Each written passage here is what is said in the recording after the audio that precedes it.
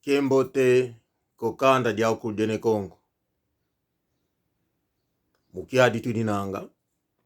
Dibuidi diaka. Kansi ya itangu. Dibuidi kuna Fransa. Kuna Amiens.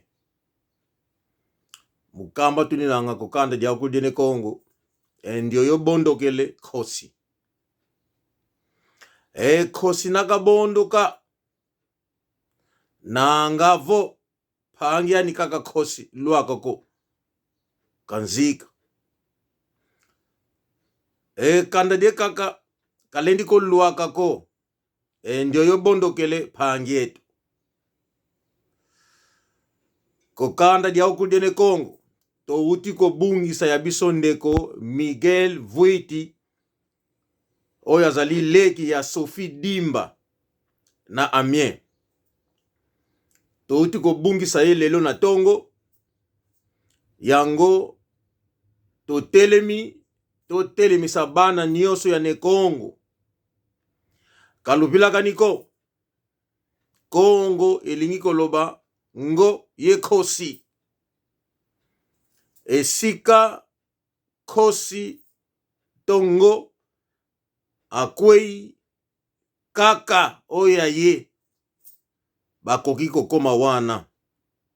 Bandeko ya biso ezali likambo ya libota na zali kosenga na France mobimba boye bisa bandeko moko na kala mwana ne Kongo.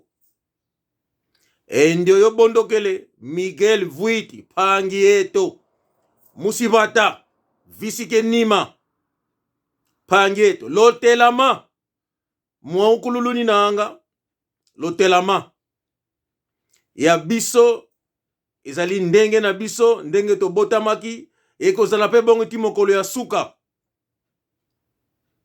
Ndeko Miguel Vuiti akufi oyo azali leki ya Sophie Dimba na Amiens. Oyo azali na besoin ba information okoki kobenga na numero oyo 06 62 39 34 16. Numero musu ezali 06 32 85 12 32. Numero musu ezali 06 65 96 23 46. Oyo azali na posa to besoin azwa ba information précise sur liwaya ndeko na biso Miguel Vuiti. Azali leki ya Sophie Dimba auti kokufa lelo na Amiens. Bokoki kobenga na ba numero na uti kopesa bino po bozwa ba information précise oyo etikali tango makambo bana kosalema tokozanga te ko informer bino. Oyo ezalaki message na bana ne Kongo mwakululuni nanga. Ndio yo fuidi pangi etu lotelama kaluvo andiko kaluzingi mokoko voka lutela meneko kosi kavalua bulu ken kakako nanga vo okala kosi kosi yengo kosi kaka kunzikanga dio idiamu kakala diao ko ana ne Kongo kuna Fransa lotelama endioyo itoyo ne Kongo ku Londres lotomasala. Ciao ciao.